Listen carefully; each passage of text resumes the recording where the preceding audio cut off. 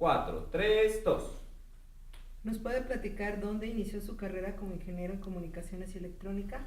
Bueno, yo estudié en el Politécnico, en la Escuela Superior de Ingeniería Mecánica, Eléctrica y Electrónica, y mi primer trabajo originalmente cuando estaba estudiando fue en la Secretaría de Comunicaciones y Transportes. Al salir, trabajé para Telesistema Mexicano en las repetidoras de Alzomoni, que estaban las transmisoras que mandaban la señal hacia el estado de Veracruz y Puebla, ¿no? Entonces fue en Telesistema Mexicano. Tuvo usted un paso por el Canal 11. ¿Cómo fue trabajar ahí? Bueno, la instalación la estaban haciendo en el Canal 11 de los ingenieros, el ingeniero Cerrillo, Manuel Cerrillo Lichter. Y como lo conocía, le solicitamos que si nos dejaba ayudar en la instalación del Canal 11. Entonces, sin dejar Telesistema, nos turnábamos una semana el ingeniero Abel Hernández y yo, porque en Alzomoni trabajábamos 8 días arriba en el cerro, que está en medio de los volcanes, y 8 días de descanso. Entonces, en la semana de descanso trabajábamos instalando el 11, Abel Hernández y yo. Y así fue como iniciamos con el 11. Posteriormente, el ingeniero Hernández terminó como director técnico del Canal 11 y yo fui jefe de mantenimiento del Canal 11. ¿Qué hacía en ese entonces el Canal 11? ¿Cuál era su programación y su orientación? Originalmente empezó dando clases y pasando programas culturales como teleteatros. Ahí conocí a una gran productora que conocía mucho de la televisión, nada más que ya falleció, ¿no? Pero había gente muy buena en el Canal 11, ¿no? Cuando usted empezó a trabajar, ocupó este puesto que nos comenta, pero tuvo una historia interesante ahí en el Canal 11. ¿Qué otras cosas desarrolló? ¿Cómo fue su crecimiento dentro del Canal 11? Bueno, en el Canal 11, como le dije, tuve mucho contacto con la gente de producción y me dediqué sobre todo a la parte de estudios, en las cámaras, micrófonos, etcétera. Por eso me hicieron jefe de mantenimiento. Y la gente de producción estaba comandada por Brígida Alexander, que es la que conocía mucho de producción. Yo hacía los controles remotos también. Y ahí tuve la dicha de hacer una transmisión de rebote, porque me enviaron a hacer una transmisión en la calle Bucareli y desde ahí no había un edificio alto y no se veía el Canal 11, no había línea de vista. Entonces me ocurrió enviar la señal hacia el edificio de la Lotería Nacional, que era todo de cristal, y de rebote entró la señal al Canal 11, que estaba ahí en Santo Tomás, y entonces se llevó a cabo el enlace, ¿no? ¿Qué tipo de programas eran los que producía? Los programas eran educativos, había clases de matemáticas, de inglés. Me acuerdo del maestro Vianney Vergara, que daba clases de matemáticas, y habría teatros que eran realizados en la parte de los campos de lo que es la parte del Politécnico, ¿no? Entonces combinaba producción cultural y programas educativos, ¿no? De clases. Ahorita que nos platica justamente de esta transmisión que realizó de rebote, ¿cómo se hacían en ese entonces las transmisiones? ¿Cuál era la manera en la que habitualmente se realizaban? Normalmente ahora sabemos que hay que verlo con anticipación para ver los enlaces, ¿no? Pero en esa época pues siempre decían hay que hacer una transmisión de tal parte a tal parte y uno llevaba la unidad móvil y había una sola microonda, entonces pues iba uno a tratar de hacer los remotos, ¿no? Se hacían remotos sobre todo, por ejemplo, de operaciones en la Escuela de Medicina Rural en esa época, Medicina Rural del Politécnico. Entonces, operaciones de la nariz, de muchas partes, y entonces eso se transmitía por televisión, ¿no? Era muy interesante, ¿no? ¿Cuáles eran las dificultades? Esto que nos cuenta ahora, pues, precisamente de que tuvo la transmisión de rebote, pero ¿qué otras dificultades se llegó a encontrar? Pues el equipamiento, ¿no? Era muy limitado, ¿no? Se tenían poco equipo de cámaras, había una sola unidad móvil, solo un equipo de microondas y sobre todo el equipo originalmente, junto con el transmisor, el equipo de estudios y el de transmisión, estaban ubicados en Santo Tomás. Entonces, la torre, aunque era algo alta, no cubría bien la Ciudad de México, ¿no? Y el estar separada de la principal televisora en esa época, la comercial, dificultaba que los receptores o las antenas receptoras estuvieran dirigidas al canal 11. Entonces se creó un programa para instalar antenitas conectadas en paralelo en la ciudad para que la gente pudiera ver el canal 11, ¿no? ¿Esto les permitió tener cobertura en toda la Ciudad de México? Bueno, no en toda, pero en la mayor parte de la ciudad, ¿no? Pero la gente siempre prefería la televisión comercial, ¿no?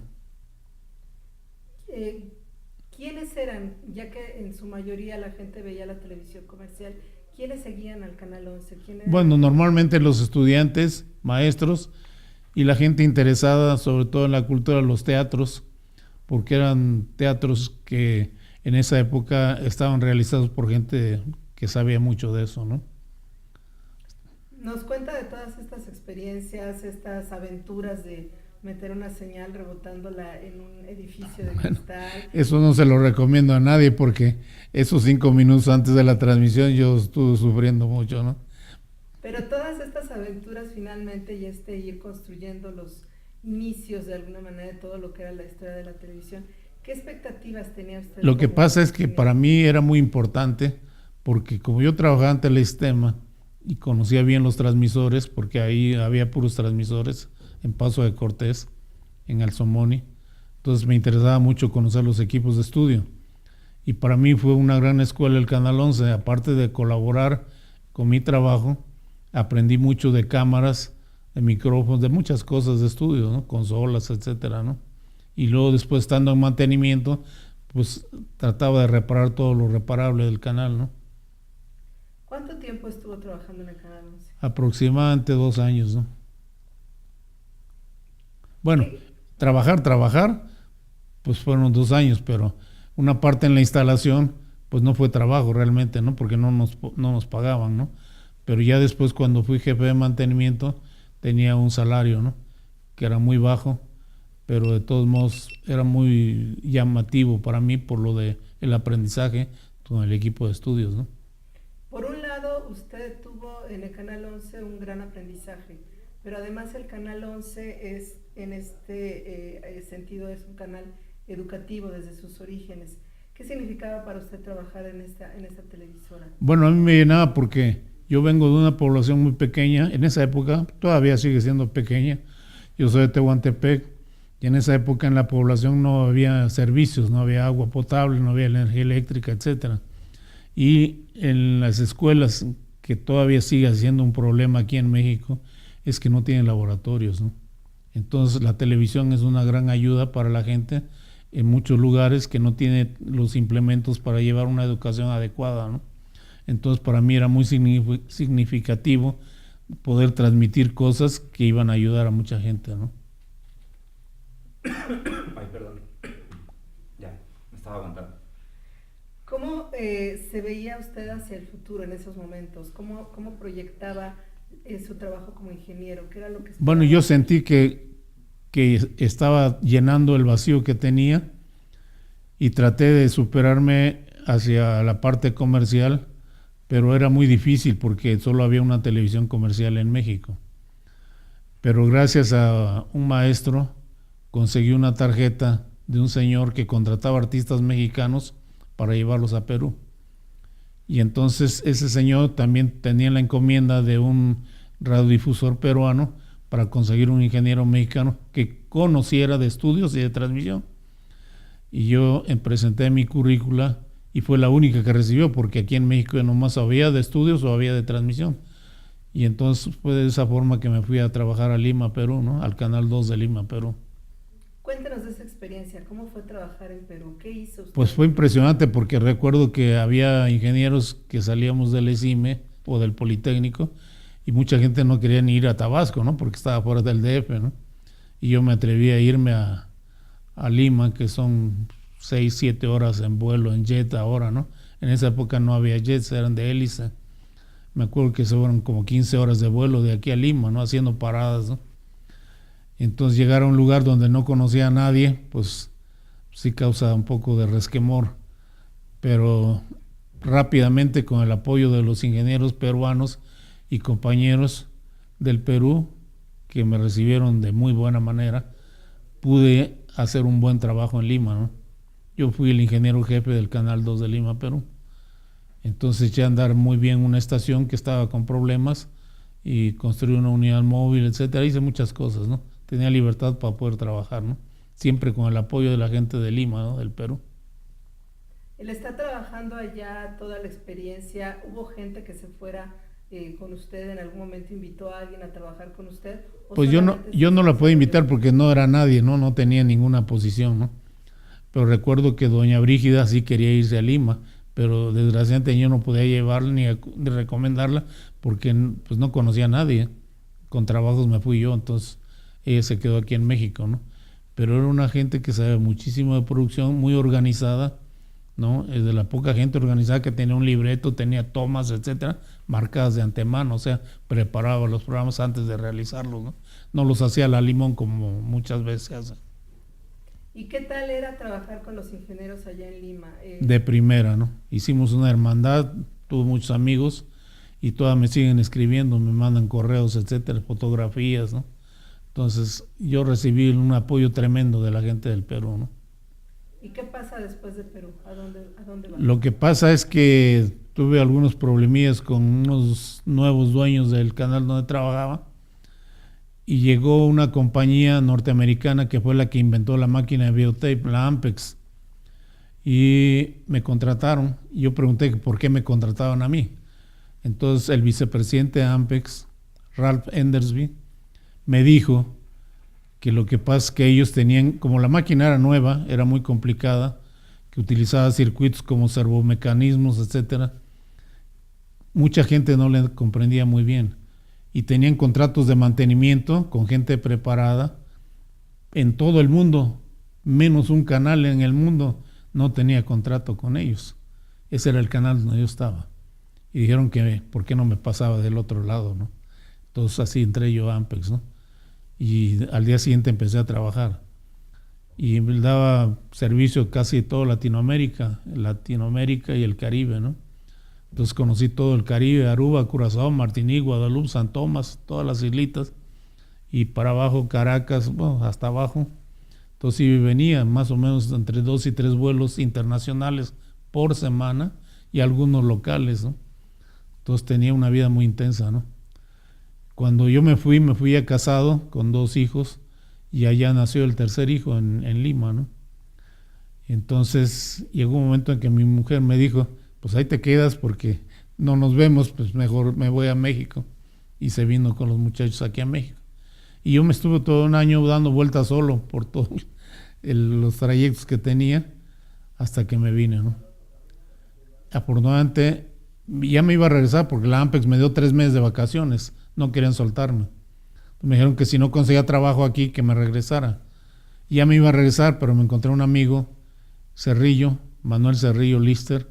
El papá fue el que fundó la carrera de comunicaciones en el Politécnico.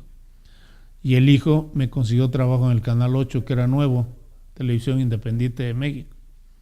Entonces él me dijo, no tengo un puesto más arriba, pero si quieres hacer los controles remotos, pues tú eres el jefe de técnico de las transmisiones remotas. Así fue como me quedé en el Canal 8, ¿no? Aquí en México. Transmisiones remotas, ¿qué hacían en ese entonces? Tenía unidades móviles con las cuales transmitimos todo lo que era fuera del canal, ¿no? Originalmente, casi todas las grabaciones se hacían con las unidades móviles que yo tenía, porque apenas estaban instalando los estudios. Y todo lo que eran los estudios, pues era medio complicado para instalar, ¿no? Entonces, por ejemplo, yo hice los 3 únicos programas que hizo Cantinflas aquí en México, Cuando el hombre en la luna. Esos 3 programas fueron con Cantinflas y sus amigos, el Bigotón Castro, no me acuerdo cómo se llamaba, pero fueron 3 programas excelentes de Cantinflas, ¿no? Entonces, sí, era una gente muy amable, muy respetable y se portó como todo un caballero, ¿no? nos ayudó a salir del problema, ¿no? Entonces hicimos los 3 programas que se transmitieron cuando el hombre fue a la luna, ¿no? ¿Recuerda cuando estuvo en la Secretaría de Comunicaciones y Transportes? Sí. Como yo trabajaba en TIM y trabajaba en los remotos, pues siempre tenía altercados con la compañía comercial, sobre todo con los de afuera, los otros remotos. Entonces cuando un día llegué me dijeron pues que ya éramos hermanitos, que se habían juntado, digamos, TIM y Telesistema, y que crearon lo que es ahora Televisa, ¿no? Yo dije, pues cómo, no puede ser, para mí no, y renuncié.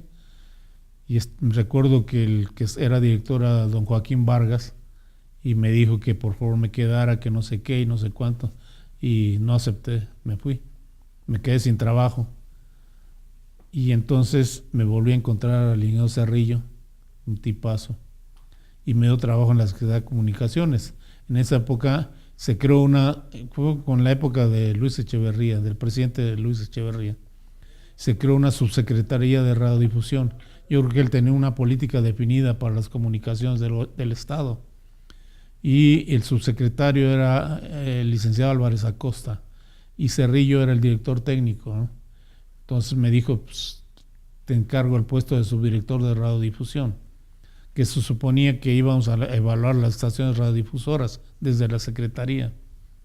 Y ahí estuve como 6 meses, pero en ese momento el gobierno compró el Canal 13, que era comercial, y lo empezó a manejar. Para eso necesitaba un director técnico, y el ingeniero Cerrillo me recomendó para que fuera al 13. Así fue como llegué al Canal 13, que era Corporación Mexicana de Radio y Televisión. Muy bien. ¿Dónde estaba en ese entonces el Canal 13? Originalmente tenía 2 sedes. Una eran los disque estudios, pero no eran ni estudios.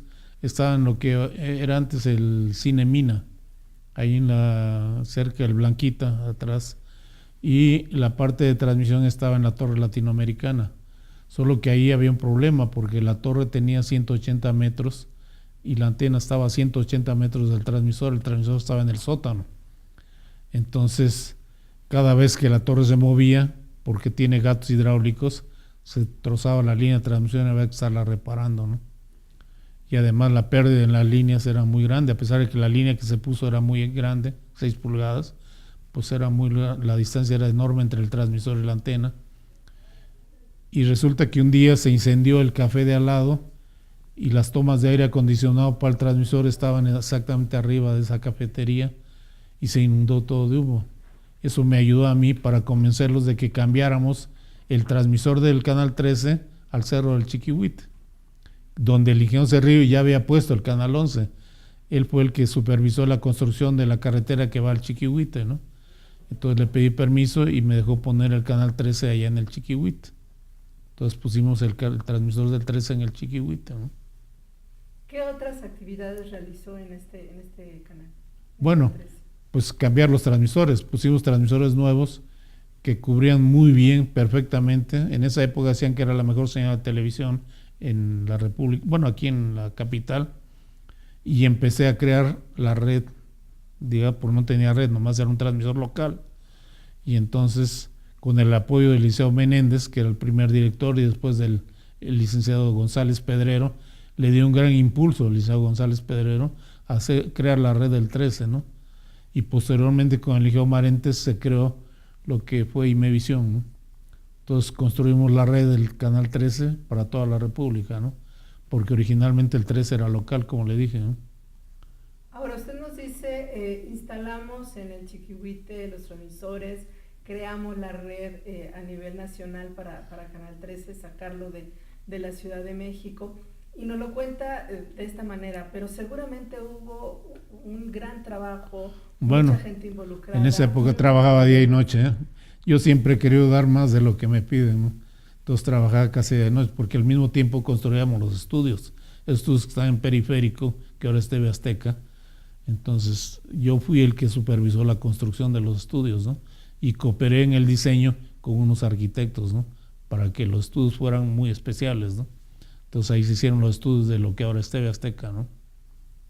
Pero cuando igual, un día regresé y ya habían vendido el canal a una compañía privada y yo renuncié, ¿no? Me dolió mucho porque pensé que yo estaba cooperando para la comunicación, digamos, del país, ¿no? Y por parte del Estado. Entonces renuncié y me fui. ¿Es entonces cuando se va a Tabasco? Bueno, originalmente el Liceo Pedrero lo hicieron gobernador de Tabasco y me pidió que fuera a ayudarle a hacer una red de televisión en el estado. Y aparte de eso, construir lo que se llama telefonía rural, porque no había en muchos lados del estado de Tabasco, no había teléfonos, ¿no? Entonces construimos los estudios, construimos los transmisores de una red estatal de televisión, CORAT, Comisión de Radio y Televisión de Tabasco. Entonces, y además pusimos la telefonía rural en 228 pueblitos. Había lugares donde había que ir en lancha porque había que atravesar lagos y ríos. El estado de Tabasco casi todo es agua, ¿no? Es un reto distinto, No, ¿no? sí, pero muy bueno. Yo siempre me ha gustado la comunicación, entonces le he metido, ¿no? ¿Alguna anécdota que tenga de esa época? Pues instalar lo de la telefonía rural, que te le digo que hasta en lanchas, ¿no? En lanchas íbamos a instalar los equipos. Eran equipos que el ingeniero Peralta puso, porque él tenía SOS, Servicio de Organización Secretarial, que era la telefonía en los coches aquí en México. Entonces ese equipo se llevó y se implementó para hacer la telefonía rural de Tabasco, modificándolos, ¿no? Me encargué de modificarlos, poniéndole fuentes y cargadores de batería para poder mantener lo que eran para los coches, ¿no? Entonces con esos equipos y algo de microondas y enlaces, etcétera, se hizo la comunicación de 228 pueblitos en el estado de Tabasco. Lo mismo se aplicó para la Sierra Norte de Puebla. El gobernador había prometido poner telefonía rural en la Sierra Norte de Puebla y casi se iba y no la terminaban, ¿no? Entonces el ingeniero Peralta me indicó que hiciera lo de Puebla. Entonces hice la telefonía rural de Puebla para la Sierra Norte de Puebla. Ahí fueron buenos pueblitos, fueron 28 pueblitos que no tenían ni carretera. Entonces casi con caballo, con jeeps, con lo que se podía, construimos la telefonía rural de Puebla, ¿no? Para el gobernador Tosqui Fernández de Lara, ¿no? ¿Puedes preguntarle sobre la instalación del Canal 7? Muy bien. Sí, estoy acomodado. Vamos a retomar un poco la parte no tanto de la etapa del Canal 13, sino de esta parte como Imevisión. Si nos puede platicar de cuándo se hicieron las instalaciones del Canal 7. Bueno, lo que pasa es que yo no sé si de buena o de mala fe, la parte alta del espectro de VHF en esa época, las asignaciones se hicieron de tal manera que no cabía otro canal. Pero cuando el licenciado Echeverría y el licenciado Bartlett estuvieron en el Estado, en el gobierno, influyeron para que se modificara la distribución en la parte norte de VHF de los canales y dejar libre el canal 7. Entonces lo que era el canal 8 de TIM pasó a ser 9 cuando ya era de Televisa y quedó libre el 7. Y entonces aprovechando eso se instaló el canal 7 aquí. Normalmente llevaron a varios ingenieros para que planearan la instalación del 7 y el que menos propuso fueron 6 meses de trabajo y me llamaron a mí y les dije que pues en 30 días como en Perú, ¿no? Pero no, fueron en 15 días. Entonces en 15 días echamos a andar el 7. Claro, utilizando la torre que había sido del Canal 8 ahí en frente a Gobernación, ¿no? Entonces ya teníamos la torre, pues más fácil. Por eso nos tardamos 15 días, solo instalamos el transmisor. Entonces fue algo muy importante abrir una frecuencia más aquí en México, ¿no? Y en base a eso se hizo toda la red de Imevisión, ¿no? Porque lo que el licenciado Echeverría originalmente durante su mandato es que ponían transmisores pequeños en muchas poblaciones de la República que la gente le pedía televisión donde no había nada, ¿no? Entonces yo me encargué de hacer esos transmisores pequeños en transmisores grandes y se creó la red 7, ¿no? Entonces se tenían 2 redes, la 13 y la 7, ¿no? La del 13 y la del 7. Y los estudios, ¿no? Eso fue lo que yo hice en esa época, ¿no? Usted usted nos habla justamente de llevar hacia toda la República una red que fuera nacional con producción que surgía, digamos, desde una perspectiva diferente de lo que se manejaba en la televisión comercial. ¿Cuáles son las transmisiones históricas que se hicieron en esa época o los eventos? Bueno, la transmisión más difícil fue transmitir la Fórmula 1, porque por primera vez en el mundo se hizo una transmisión especial que no se había hecho. Yo me enteré que en muchas partes del mundo hacían la transmisión de Fórmula 1 poniendo varias unidades móviles a lo largo de los 4,5 kilómetros de la pista de carreras. Pero en esa época yo dije, ¿por qué? Porque así no se podía coordinar la transmisión por mucha comunicación que hubiera, coordinar 4 o 5 unidades móviles era muy difícil. Entonces dije, vamos a concentrar todas las cámaras en un solo lugar como un control maestro, y puse todas las cámaras alrededor del circuito, pero todas iban a dar al control maestro. O sea que alguien podía seguir un carro desde que salía hasta que daba la vuelta y regresaba, ¿no? Entonces todas las transmisiones estaban controladas desde el control maestro, ¿no? Eso fue el cambio significativo que se hizo de la Fórmula 1, ¿no? Qué interesante. Y bueno, esta red de Imevisión contaba con, finalmente, bueno, el 13 se suma el canal 7 y también después el canal 22. Sí. ¿Qué puede contar de esto? El 22 originalmente estaba en forma separada, ¿no? Pero en esa época se juntaron bajo una misma dirección, varios canales, ¿no? Entre ellos el 2 de Chihuahua, el 22 de aquí, y el 7 y el 13, que ya eran parte del estado todos, ¿no? Entonces había que darle mantenimiento y cuidar todos esos canales, ¿no? Ese era un trabajo difícil porque pues ya era mucha gente, ¿no? Llegamos a tener casi 1,500 ingenieros en toda la República, ¿no? Entonces controlar, administrar todo eso ya era bastante complicado, ¿no? Regreso a la Fórmula 1 porque lo difícil ahí fue que usamos casi 70 kilómetros de cable para poder llevar todas las señales a un solo punto, ¿no? Y además pusimos grabadora por cámara, o sea, entonces grabadoras de todas las que había y teníamos en el canal, o sea, todo se puso ahí porque todo tenía forma de repetirse instantáneamente, ¿no? Eso fue lo complicado, complejo, y la comunicación, ¿no? Entonces todo estaba intercomunicado perfecta. Muy bien.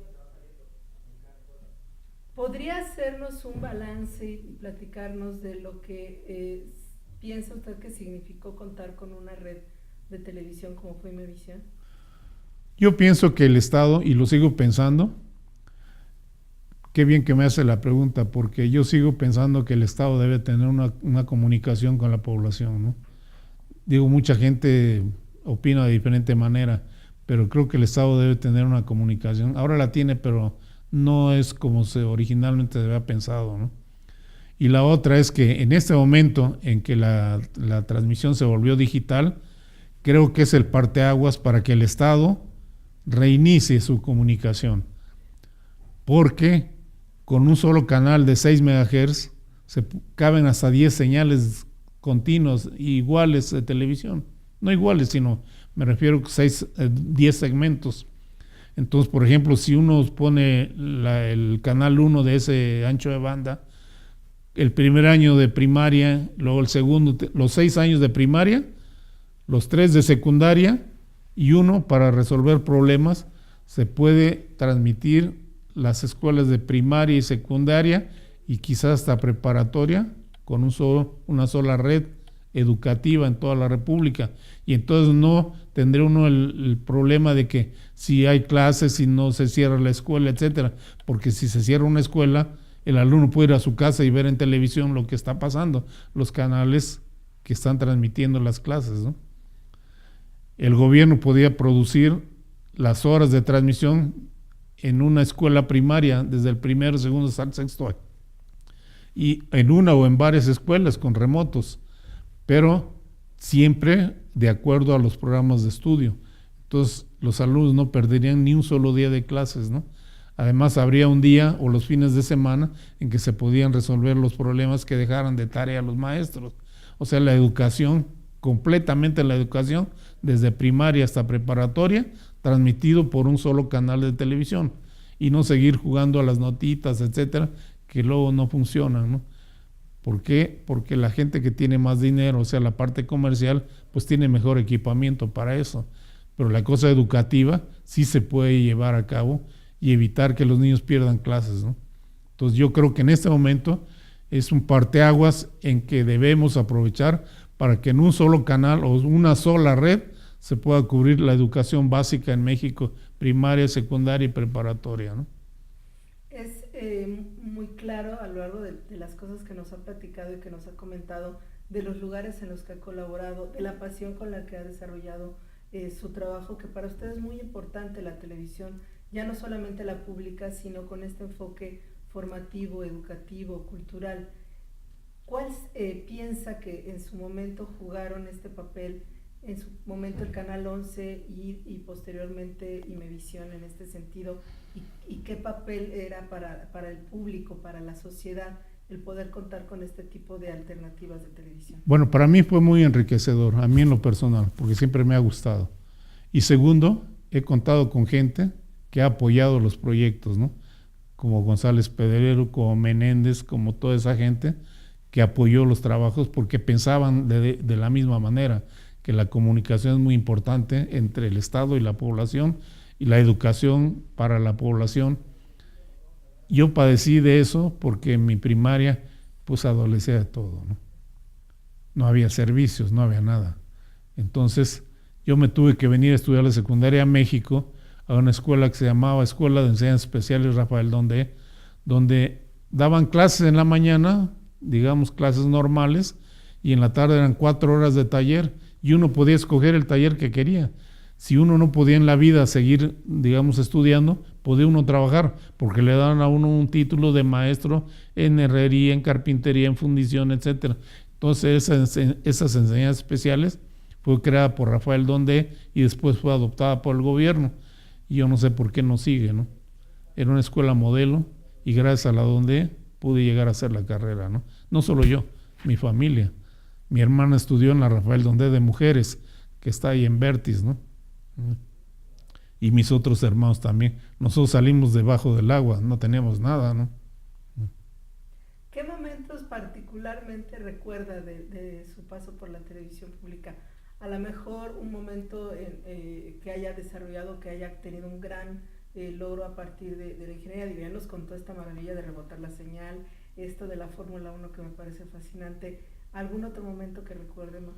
Yo siempre pienso que la relación humana es muy importante. Gracias a la gente con la que trabajé, los directores, etcétera, en los que pude convencer para que se realizaran cosas, porque además ellos ya traían la idea, nada más que no se pudo llevar a cabo como uno quisiera, pero la comunicación con toda esa gente la tengo guardada, ¿no? Entonces mi relación con toda la gente, con los trabajadores, en todos lados que yo fui, organicé equipos de béisbol, entonces teníamos una hermandad en los juegos, en el trabajo, en todos lados. En el único lugar donde no pude ser equipo de béisbol fue en Perú, porque ahí jugaban fútbol. Me dijeron, no, aquí si juegas fútbol bien, pero como a mí no me gustaba, pues entonces ahí no hubo equipo, ¿no? Pero aquí el 11, el 8, el 13, todos tuvieron equipo de béisbol, donde yo intervine básicamente, ¿no? Y al ser tan cercano también con la parte de la producción, ¿algún material, algún programa, alguna serie que particularmente le traiga algún buen recuerdo?